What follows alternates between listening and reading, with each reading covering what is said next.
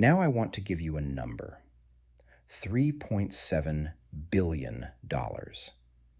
That is what the Center for Strategic and International Studies estimated the United States spent in the first 100 hours of Operation Epic Fury. 100 hours, $3.7 billion.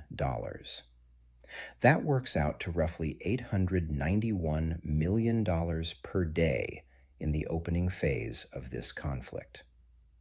The Pentagon then told Congress it needed $200 billion in supplemental funding to sustain operations and replenish what had already been spent.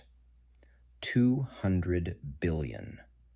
On top of a defense budget that had already crossed $1 trillion for the first time in American history.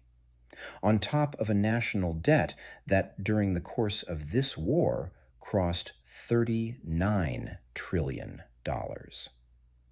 These are not Democratic talking points. These are the Pentagon's own numbers presented to a Republican-controlled Congress that did not authorize this war and is now being asked to pay for it.